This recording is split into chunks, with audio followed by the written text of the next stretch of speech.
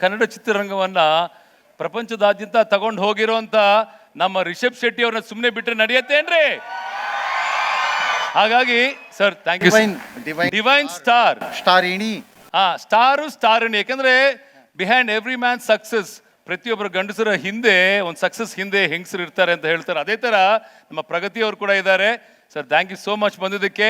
ಕಾಂತಾರ ಅನ್ನೋದು ಒಂದು ಬ್ರ್ಯಾಂಡ್ ಆಗಿದೆಯಪ್ಪ ಅಲ್ವಾ? ಎಲ್ಲೇ ಹೋದ್ರು ಕೂಡ ಹೆಮ್ಮೆಯಿಂದ ನಾವು ಹೇಳ್ಕೊತೀವಿ ನಮ್ಮ ಕನ್ನಡ ಚಿತ್ರ. ಕಾಂತಾರ ನೋಡಿದ್ರೇನ್ರಿ ಅಂತ, ಓ ಕಾಂತಾರ, ಓ ಬಿಗ್ ಕಲೆಕ್ಷನ್. ಕಾಂತಾರ ಚಾಪ್ಟರ್ 1 ನೋಡಿದ್ರೇನ್ರಿ? ಎಷ್ಟು ಜನ ನೋಡಿದ್ರಿ ಇಲ್ಲಿ ಕಾಂತಾರ? ಎಲ್ಲ ನೋಡಿರ್ತೀರಾ? ಹೌದು. ನಮ್ಮ ರಿಷಬ್ ಶೆಟ್ಟಿ ಅವರ ಒಂದು ಅದ್ಭುತವಾದ ಸಾಧನೆ ಈಗ ವೇದಿಕೆ ಮೇಲೆ ನಾವು ಗುರುತಿಸಿ ಅದಕ್ಕೆ ನಾವು ಸನ್ಮಾನ ಮಾಡ್ತಾ ಇದೀವಿ. ಅದು ಏನ್ ಮಾಡಿದ್ದಾರೆ ಅಂತ ಒಂದು ಪುಟ್ಟ ಏವಿ ನಮ್ಮ ರಿಷಬ್ ಅವ್ರಿಗೋಸ್ಕರ ದಯವಿಟ್ಟು ಒಂದ್ ಕಡೆ ಬಂದ್ರೆ ನಾವೊಂದು ಸ್ಪೆಷಲ್ ವೀಟಿನ ಪ್ಲೇ ಮಾಡ್ತಾ ಇದೀವಿ. ಕನಸು ದೊಡ್ಡದಾಗಿರ್ಬೇಕು, ಆದ್ರೆ ಬೇರು ಮಣ್ಣಲ್ಲೇ ಇರಬೇಕು. ಸಾಮಾನ್ಯ ಆರಂಭವಿದ್ರೂ ಅಸಾಮಾನ್ಯ ಗುರಿ ಇಟ್ಕೊಂಡು ದಿವ್ಯ ಹೆಜ್ಜೆಯೊಂದಿಗೆ ಕನಸಿನ ಶಿಖರ ತಲುಪಬಹುದು ಅಂತ ತೋರಿಸಿಕೊಟ್ಟವರೇ ಶ್ರೀ ರಿಷಬ್ ಶೆಟ್ಟಿ. ರಿಷಬ್ ಶೆಟ್ಟಿ ಅನ್ನೋದು ಓರ್ವ ನಟನ ಹೆಸರಲ್ಲ, ಅದು ಕನಸು, ಸಾಧನೆ, ಸಂಸ್ಕೃತಿ ಹಾಗೂ ಹೆಮ್ಮೆಯ ಸಂಕೇತ. ಪ್ರಶಾಂತ್ ಶೆಟ್ಟಿಯಾಗಿ ಜನಿಸಿ ಸಿನಿಮಾ ಕನಸು ಹೊತ್ತು ಬಂದ ಕುಂದಾಪುರದ ಕೇರಾಡಿ ಹುಡುಗನ ಗುರಿ ಅಚಲವಾಗಿತ್ತು. ಏಕೆಂದ್ರೆ ಇದೇ ಹುಡುಗ ನೀರಿನ ಸಪ್ಲೈಯರ್, ಹೋಟೆಲ್ ಕೆಲಸ, ಟೀ ಪುಡಿ ಮಾರ್ತಿದ್ದಾಗಲೂ ನಂಬಿಕೆ ಕಳೆದುಕೊಂಡವರಲ್ಲ. ಅದೇ ನಂಬಿಕೆ ಇಂದು ಅವರನ್ನ ವಿಶ್ವದ ಭೂಪಟದಲ್ಲಿ ಹೆಸರು ಮಾಡಿರುವ ಚಂದನವನದ ಸಾಂಸ್ಕೃತಿಕ ಲೋಕದ ಪ್ರತಿನಿಧಿ ಮಾಡಿದೆ. ಕಾಂತಾರದ ಮೂಲಕ ಸಿನಿಮಾದ ಘಮಲನ್ನೇ ಅಂತಾರಾಷ್ಟ್ರೀಯ ಮಟ್ಟದಲ್ಲಿ ಪಸರಿಸಿದವರು ಕಾಡು ಬೆಟ್ಟು ಶಿವ. ರಿಷಬ್ಗೆ ಸಿನಿಮಾ ಅನ್ನೋದು ದೂರದ ಕನಸಾಗಿದ್ರೂ ಆ ಕನಸಿಗೆ ಅವರು ಎಂದಿಗೂ ಬೆನ್ನು ತಿರುಗಿಸಲಿಲ್ಲ. ಸಣ್ಣ ಸಣ್ಣ ಕೆಲಸಗಳಿಂದಲೇ ತಮ್ಮ ಸಿನಿಮಾ ಪಯಣ ಆರಂಭಿಸಿ ಕನಸು ಕಂಡು ಹೋರಾಡಿ ಡಿವೈನ್ ಸ್ಟಾರ್ ಆದ ಕಣ್ಮುಂದಿರುವ ಸಾಧಕ. ಈ ಸಾಧಕನಿಗಿವೆ ಹಲವು ಹಿರಿಮೆಗಳು. ನಿರ್ದೇಶಕನಾಗಬೇಕು ಎಂದುಕೊಂಡವರು ವಿಧಿಯೇ ಸೃಷ್ಟಿಸಿದ ಪಾತ್ರಕ್ಕೆ ಕಾಡು ಬೆಟ್ಟು ಶಿವನಾಗಿ ಜೀವ ತುಂಬಿದ್ರು. ಪರಿಣಾಮ ರಾಷ್ಟ್ರ ಪ್ರಶಸ್ತಿ, ಅತ್ಯುತ್ತಮ ನಟ ಗೌರವ, ಇನ್ನೊಂದು ದೈವತ್ವ ರೂಪದ ಅಭಿಮಾನಿಗಳ ಸಂಪಾದನೆ. ಕನ್ನಡ ನೆಲದ ವಾಸನೆ ಇರುವ ಕಥೆಗಳನ್ನ ಜಗತ್ತಿಗೆ ಸಾರುವುದೇ ಇವರ ಉದ್ದೇಶ. ಕಾಂತಾರ ಸಿನಿಮಾದ ಮೂಲಕ ಅವರು ಸಾಬೀತುಪಡಿಸಿದ್ದು ಒಂದೇ ಮಾತು: ನಮ್ಮ ಸಂಸ್ಕೃತಿಯನ್ನ ನಾವು ನಂಬಿದ್ರೆ ಜಗತ್ತೇ ನಂಬುತ್ತದೆ. ಪ್ರತಿಭವಾದಂತಹ ಟ್ಯಾಲೆಂಟ್ಗೆ ಎದ್ದು ನಿಂತು ಚಪ್ಪಾಳೆ ಹೊಡಿಬೇಕಲ್ವಾ ನಾವು? ಇವರು ನಮ್ಮ ಹೆಮ್ಮೆಯ ಕನ್ನಡಿಗರಿ. ಕನ್ನಡ ಚಿತ್ರರಂಗವನ್ನ ಇಡೀ ಪ್ರಪಂಚದಾದ್ಯಂತ ಕರ್ಕೊಂಡು ಹೋಗಿರುವಂತಹ ಪ್ರತಿಭೆ ನಮ್ಮ ರಿಷಬ್ ಶೆಟ್ಟಿ ಅವ್ರದ್ದು. ನಿಜವಾಗ್ಲೂ ಇದು ನಮ್ಮ ಹೆಮ್ಮೆ. Thank you so much Rishab. ನಾನು ಆಗ್ಲೇ ಹೇಳ್ದಂಗೆ ಈ ಅಪ್ರತಿಮವಾದಂತಹ ಒಂದು ಸಾಧನೆ ಹಿಂದೆ ಇರುವಂತ, ಸಕ್ಸಸ್ ಹಿಂದೆ ಇರುವಂತ ಮತ್ತೊಂದು ಶಕ್ತಿ ನಮ್ಮ ಪ್ರಗತಿಯವರು. ವಾವ್, ಹಿಂದೆ ನೋಡಿ ನೋಡಿ ಸರ್, ಹಿಂದೆ ನೋಡಿ ಎಂತ ಅದ್ಭುತವಾದ ಜೋಡಿ. ಈಗ ರಿಷಬ್ ಈ ಒಂದು ವೇದಿಕೆ, ಈ ಒಂದು ಸನ್ಮಾನ, ಅದರಲ್ಲಿ ನೀವು ಕೂಡ ಭಾಗಿಯಾಗಿದ್ರಿ. Thank you so much for coming. ಈಗ ಇದ್ರ ಬಗ್ಗೆ ಒಂದು ಎರಡು ಮಾತು ಹೇಳಿ, ಏನು ಹೇಳಲಿಕ್ಕೆ ಇಷ್ಟಪಡ್ತೀರಿ? Thank you so much.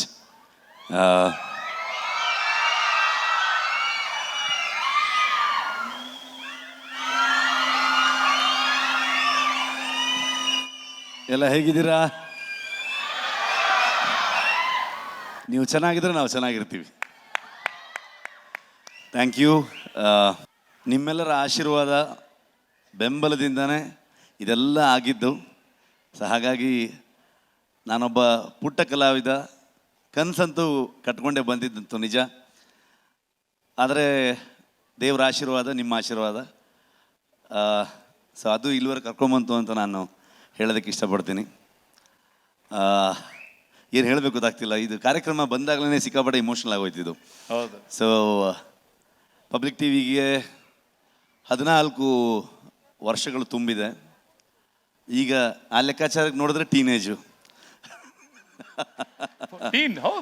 So 14 ವರ್ಷದ ಜರ್ನಿಯನ್ನು ನಾನು ಕೂಡ ಪತ್ರಿಕೋದ್ಯಮದಲ್ಲಿ ಯಾವುದೇ ಸೀನಿಯರ್ ಜರ್ನಲಿಸ್ಟ್ಗಳಿಗೆ ಸರ್ ಅಂತಲೇ ಕರೀತಾರೆ. ಇವ್ರಿಗೆ ಮಾತ್ರ ರಂಗಣ್ಣ ಅಂತ ಕರೆಯೋದು ನಾವು. ಯಾಕಂದರೆ ಒಂದು ಅಣ್ಣನ ಥರ ಒಂದು ಫೀಲ್ ಆಗುತ್ತೆ. ಆಗಲೇ ಮಾತಾಡಬೇಕಾದ್ರೆ ಹೇಳ್ತಾಯಿದ್ರು. ಸೊ ಹಾಗಾಗಿ ಅವರ ಕನಸು ಈ ಸಮಾಜಕ್ಕೆ ಸರಿಯಾದ ಸುದ್ದಿಯನ್ನು, ಸರಿಯಾದ ಮಾರ್ಗದರ್ಶನವನ್ನು, ಸಮಾಜವನ್ನು ಸರಿಯಾದ ದಿಕ್ಕಿನಲ್ಲಿ ಕರ್ಕೊಂಡು ಹೋಗೋದಕ್ಕೆ ಬಹುಮುಖ್ಯವಾದಂಥ ಒಂದು ಹಗ್ಗ ಅದು ಪತ್ರಿಕೋದ್ಯಮ. ಅದರ ಶಕ್ತಿ ಎಷ್ಟು ಅನ್ನೋದು, ಎಷ್ಟು ಪರಿಣಾಮಕಾರಿಯಾಗಿ ಸಮಾಜದ ಮೇಲೆ ಬೀರುತ್ತೆ ಅನ್ನೋದಕ್ಕೆ ಪಬ್ಲಿಕ್ ಟಿ ವಿ ಅಂತ ಒಂದು ಸಂಸ್ಥೆ ಉದಾಹರಣೆ ಅಂತ ಅಂದ್ಕೊಳ್ತೀನಿ ನಾನು. ಯಾಕಂದರೆ ಇದು ನಾರ್ಮಲಿ ಒಂದು ಆ್ಯನ್ಯುವಲ್ ಡೇ ನಾವು ಕಾಲೇಜಲ್ಲಿದ್ದಾಗ ಮಾಡ್ತೀವಿ, ಅಥವಾ ಪ್ರತಿ ಸಂಸ್ಥೆ ಒಂದು ವರ್ಷ ತುಂಬಿದಾಗ, ಅದು ಹಲವಾರು ವರ್ಷಗಳು ಆಗ್ತಾ ಹೋದಾಗ, ಅದು ಒಂದು ಮೈಲುಗಳನ್ನು ದಾಟ್ತಾ ಹೋದಾಗ ಅದರದ್ದು ಸಂಭ್ರಮದಲ್ಲೇ ಇರ್ತಾರೆ. ಓಕೆ, ನಾವು ಹೇಗೆ ಸೆಲೆಬ್ರೇಟ್ ಮಾಡೋಣ, ನಮ್ಮ ಸಂಸ್ಥೆ ಎಷ್ಟು ಪ್ರಾಫಿಟಬಲ್ ಆಗಿದೆ, ಎಷ್ಟು ತಲುಪಿದೆ ಅನ್ನೋ ಒಂದು ಥಾಟ್ ಪ್ರೊಸೆಸ್ಸಲ್ಲಿ ಇರ್ತೀವಿ. ಆದರೆ ಪಬ್ಲಿಕ್ ಟಿ ವಿ ಅಂತ ಒಂದು ಸಂಸ್ಥೆ, ಅದರ ರೂವಾರಿಗಳಾದಂತಹ ರಂಗಣ್ಣ ಅವರು ಯಾವಾಗಲೂ ಅವರು ಬೈತಾನೆ ಇರ್ತಾರೆ. ಟಿ ವಿಲಿ ಕೂತಾಗ ಒಬ್ರನ್ನೂ ಬಿಡಲ್ಲ ಅವರು. ಇದು ತಪ್ಪು, ಇದು ಸರಿ ಹೇಳ್ತಾನೆ ಇರ್ತಾರೆ, ತಿತ್ತಾನೆ ಇರ್ತಾರೆ. ಇಂಥ ಸಂಸ್ಥೆಗೆ ಇಷ್ಟು ವರ್ಷ ಆಗ್ತಾ ಇರುವಂಥ ಒಂದು ಸಂದರ್ಭದಲ್ಲಿ ಯೋಧರಿಗೆ, ಯೋಧರ ಕುಟುಂಬದವರಿಗೆ ಸನ್ಮಾನ ಮಾಡುವಂಥ ಒಂದು ಕಾರ್ಯಕ್ರಮವನ್ನು ಹಮ್ಮಿಕೊಳ್ತಾರೆ. ನಾರ್ಮಲಿ ಸನ್ಮಾನ ಹೇಗಾಗತ್ತೆ, ಸುಮ್ಮನೆ ಒಂದು ಶಾಲ್ ಹಾಕು, ಒಂದು ಹಾರ ಹಾಕು, ಫ್ರೂಟ್ ಬೌಲು, ಇನ್ನೇನು ಒಂದು ಶೀಲ್ಡ್. ಆದರೆ ನೋಡುವಂಥ ಸಮಾಜಕ್ಕೆ ಹೇಗೆ ಕಾಣುತ್ತೆ ಅಂತಂದರೆ, ಓಕೆ ಇವರನ್ನು ಗುರುತಿಸಿದ್ರು, ಅದ್ಭುತ, ಒಂದು ಸನ್ಮಾನ ಅನ್ನುವಂಥದ್ದು ಅವ್ರನ್ನ ಗುರುತಿಸಿದ್ದಾರೆ, ಅವರ ಕೆಲಸಕ್ಕೆ, ಒಂದು ಸಮಾಜಕ್ಕೆ ಅವ್ರು ಕೊಟ್ಟಂಥ ಕೊಡುಗೆಯನ್ನು ಎಲ್ಲರೂ ಹೆಮ್ಮೆ ಪಡುವಂಥ ಕಾರ್ಯ ಅಂತ. ಅದಷ್ಟೇ ಆಗಲ್ಲ, ಸನ್ಮಾನ ಅಲ್ಲಿಗೆ ಮುಗಿದು ಹೋಗುತ್ತೆ.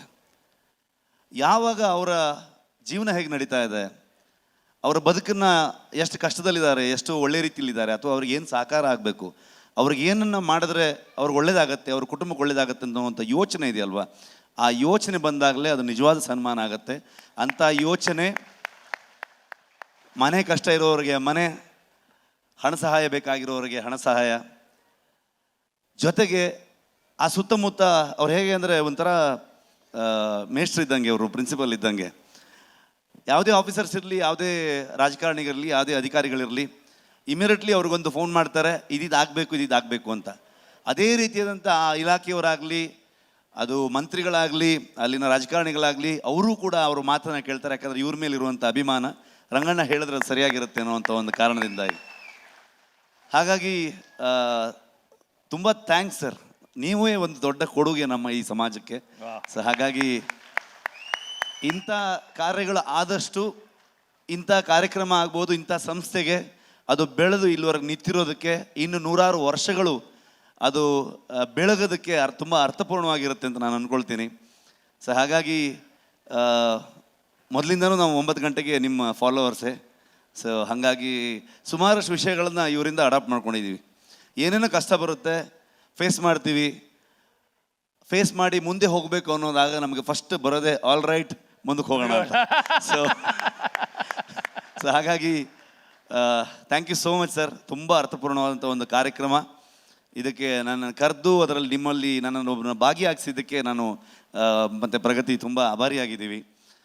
ಮತ್ತು ಕಾಂತಾರ, ಅದು ನಾನು ಮೊದಲಿಂದನೂ ಹೇಳಿದ್ದೀನಿ, ಕಾಂತಾರದ ಯಶಸ್ಸು ಮೊದಲು ಸಲ್ಲಬೇಕಾಗಿರೋದು ಕನ್ನಡಿಗರಿಗೆ. ಕನ್ನಡಿಗರಿಂದಾನೇ ಅದು ಪ್ಯಾನ್ ಇಂಡಿಯಾನ, ವರ್ಲ್ಡಾ, ಎಲ್ಲೇ ಹೋಯಿತು, ಅಥವಾ ನಾನು ಇಲ್ಲೆಲ್ಲೋ ಕೆರಾಡಿಲಿದ್ದವನು, ಅಥವಾ ಬೆಂಗಳೂರು ಗಲ್ಲಿಲಿ ನೀರು ಮಾರ್ಕೊಂಡಿದ್ದಂಥವನು ಒಂದು ಸಿನಿಮಾಗೆ ಬರಬೇಕು ಅಂತ ಅಂದ್ಕೊಂಡು ಕನಸು ಕಟ್ಕೊಂಡವನ್ನ ಅಲ್ಲಿವರೆಗೆ ತಲುಪಿಸಿದ್ದು ಕೂಡ ನೀವೇ. ನೀವು ಫಸ್ಟ್ ರೆಕಗ್ನೈಸ್ ಮಾಡಿ ಅಷ್ಟು ದೊಡ್ಡ ಮಟ್ಟಕ್ಕೆ ಅದನ್ನು ಯಶಸ್ವಿ ಮಾಡಿಲ್ಲ ಅಂತಂದಿದ್ರೆ ಅದು ಪ್ಯಾನ್ ಇಂಡಿಯಾ ಆಗ್ತಿರಲಿಲ್ಲ, ಹೊರಗಿನ ಭಾಷೆಯವ್ರಿಗೆ ಅದು ಸಿನಿಮಾ ಗೊತ್ತಾಗ್ತಿರ್ಲಿಲ್ಲ. ನಾವು ಅಥವಾ ಹೊಂಬಾಳೆ ಸಂಸ್ಥೆ, ವಿಜಯ್ ಕಿರ್ಗಂದೂರವರಾಗಲಿ, ಇಡೀ ನಮ್ಮ ತಂಡ, ಪ್ರಗತಿ ಆಗ್ಬೋದು, ನನ್ನ DOP ಆಗ್ಬೋದು, ನನ್ನ ಇಡೀ ಎಲ್ಲ ಟೆಕ್ನಿಷಿಯನ್ ಟೀಮ್ಗಳು ಮತ್ತೆ ಕನಸುಗಟ್ಟಿ ಕಾಂತಾರದ ಇನ್ನೊಂದು ಭಾಗ ನಮ್ಮ ಹೇಳಕ್ಕೆ ಹೊರಟಾಗ ಅದು ಈ ಮಟ್ಟಕ್ಕೆ ಹೋಗುತ್ತೆ ಅನ್ನೋದು ಯಾವತ್ತೂ ನಾನು ಲೈಫಲ್ಲಿ ಯಾವುದನ್ನು ಎಕ್ಸ್ಪೆಕ್ಟ್ ಮಾಡೋದಿಲ್ಲ. ಸೊ ಕೆಲಸ ಮಾಡೋದಷ್ಟೇ ನಮ್ಮ ಕೆಲಸ. ಸೊ ಅದರ ಪ್ರತಿಫಲ ದೇವ್ರಿಗೆ ಬಿಡ್ತೀವಿ, ಅಂದರೆ ಅಣ್ಣವ್ರು ಹೇಳಿದಾಗೆ ಅಭಿಮಾನಿ ದೇವ್ರುಗಳಿಗೆ ಬಿಡ್ತೀವಿ. ಸೊ ಅದನ್ನು ನೀವು ಅಲ್ಲಿಗೆ ತೊಗೊಂಡು ಹೋಗಿದ್ದೀರಾ. ಇದನ್ನು ಯಾವಾಗಲೂ ಹೇಳ್ತೀನಿ ನಾನು, ತುಂಬ ದೊಡ್ಡ ಋಣ. ಸೊ ನಿಮ್ಮ ಋಣ ತೀರಿಸೋದ್ರಲ್ಲೇ ನಮ್ಮ ಜೀವನ ಕಳಿಬೇಕಾಗತ್ತೆ, ಯಾಕಂದರೆ ಅಂಥ ಒಂದು ಋಣ ಇದೆ ನಮಗೆ. ಸೊ ಅದನ್ನು ನಿಮ್ಗೆ ಇನ್ನಷ್ಟು ಒಳ್ಳೆಯ ಸಿನಿಮಾಗಳನ್ನು, ಇನ್ನಷ್ಟು ಒಳ್ಳೆಯ ಕಥೆಗಳನ್ನು ಕೊಡೋದ್ರ ಮುಖಾಂತರ ಋಣ ತೀರಿಸೋ ಕೆಲಸವನ್ನು ಮಾಡ್ತೀನಿ ಅಂತ ಹೇಳ್ತೀನಿ ನಾನು. Thank you so much. ಇನ್ನೇನು ಹೇಳೋದಕ್ಕೆ ನನಗೆ ಗೊತ್ತಾಗ್ತಿಲ್ಲ. ರಿಷಬ್, ಕಾಂತಾರ ಚಾಪ್ಟರ್ 2 ಯಾವಾಗ ಅಂತ ಹೇಳ್ಬಿಡಿ. ಹೇಳುವುದಕ್ಕೂ ಕೇಳುವುದಕ್ಕೂ ಸಮಯವಲ್ಲ. ಈಗ ನೋಡಿ ಅಂದ್ರೆ ಏನೋ ಇದೆ ಆಕ್ಚುಲಿ ಸಮಥಿಂಗ್ ಇಸ್ ಕುಕಿಂಗ್. ಬರುತ್ತೆ ಅಂತ ಅಂತೂ ಹೇಳಿದೀವಿ ಸಿನಿಮಾ ಕೊನೆಯಲ್ಲಿ. ಅದು ಯಾವಾಗ ಅಂತ ಸಮಯ ಇದೆ. ಹೇಳಿದ್ರು ಮುಂದಿನ ವರ್ಷ ಖಂಡಿತ ಬರುತ್ತೆ. ಈಗ Rishab, you're a fantastic mimicry artist. ನೀವು ಎಂತ ಅದ್ಭುತವಾದ ಮಿಮಿಕ್ರಿ ಮಾಡ್ತೀರಿ ರಜನಿಕಾಂತ್ ಬಿಟ್ಬಿಟ್ಟಿದ್ದೀನಿ ಈಗ. ಅಲ್ಲ ಕೇಳಿ, ಈಗ ನೀವು ಆಗ್ಲೇ ಹೇಳಿದ್ರಿ ನಾವೆಲ್ಲ ಪ್ರೀತಿಯಿಂದ ರಂಗನಾಥ್ ಸರ್ ರಂಗಣ್ಣ ಅಂತ ಕರಿತೀವಿ ಅಂತ. ಅವ್ರು ಆಕ್ಚುಲಿ ಅದೊಂಥರ ಮಜವಾಗಿರುತ್ತೆ, ಇನ್ಫಾರ್ಮೇಶನ್ ಇರುತ್ತೆ, ತುಂಬಾ ಪಾಯಿಂಟ್ಸ್ ತಗೊಳ್ಳೋದಿರುತ್ತೆ, ಒಂದು ಮಜಾನೂ ಇರುತ್ತೆ. ಈಗ ರಂಗಣ್ಣ ಅವ್ರನ್ನ ಒಂಚೂರು ಇಮಿಟೇಟ್ ಮಾಡೋಕ್ಕಾಗತ್ತಾ ಪ್ಲೀಸ್? ಬಹಳ ಕಷ್ಟ. ಯಾಕಂದ್ರೆ ಅವರು ಕೂಡ ನಿಮ್ಮನ್ನು ಇಮಿಟೇಟ್ ಮಾಡ್ತಾರೆ ಆಮೇಲೆ. ಹೌದು, it's give and take. Sir ದಯವಿಟ್ಟು ಮುಂದೆ ಬನ್ನಿ ಸರ್. ಯಾ, ನಮ್ಮ ರಂಗಣ್ಣ ಅವರು, ನೀವು ನೋಡಿರೋ ರಂಗಣ್ಣ ಮಾಡಕ್ ಮೊದಲು 9 ಗಂಟೆಗೆ ಏನಾಗತ್ತೆ ಅನ್ನೋದನ್ನ ಜ್ಞಾಪಕ ಇಟ್ಕೊಂಡು ಮಾಡಿ. ಏನೂ ಆಗಲ್ಲ, ಫುಲ್ ಖುಷಿಯಾಗಿರುತ್ತೆ. ಅದಕ್ಕೆ ಸಾಕ್ಷಿ ನೀವೇನೆ. ಯಾ, ಕಮಾನ್ ರಿಷಬ್ ಪ್ಲೀಸ್. ಸರ್ ಅದು ಹಂಗೆಲ್ಲ ಮಾಡಬಾರ್ದಲ್ಲ ಸರ್, ಏನಕ್ಕೆ ಮಾಡಿದ್ದಾರೆ ಸರ್ ಹಂಗೆ? ಅವ್ರು ತಿಕ್ಲಿಡಿದಿರಿ, ಅದಕ್ಕೆ ಅವ್ರು ಮಾಡ್ತಾರೆ ಹಂಗೆ. ನೀವು ಸುಮ್ಮನೆ ಇರಿ. ಆಲ್ ರೈಟ್, ಮುಂದಕ್ಕೆ ಹೋಗೋಣ. ಇನ್ನೇನೇನಾಗಿದೆ ಅಷ್ಟೇ.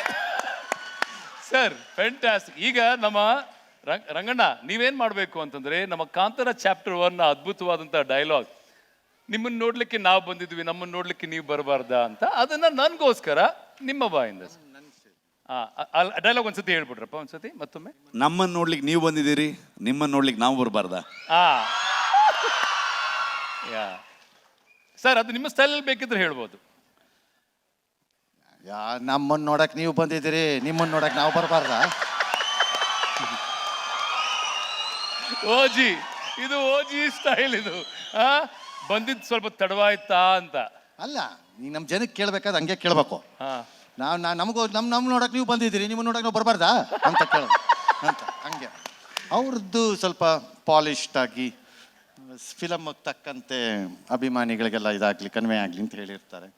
ನಮ್ಮನ್ನ ನೋಡಕ್ಕೆ ನೀವು ಬಂದಿದ್ದೀರಿ, ನಿಮ್ಮನ್ನ ನೋಡಕ್ ನಾವು ಬರಬಾರ್ದಾ ಅಂತ ಹೇಳಿರ್ತಾರೆ. ನಮ್ಮದು ಕಲೋಕಿಯಲ್ ಭಾಷೆನೇ 9 ಗಂಟೆ ನ್ಯೂಸ್.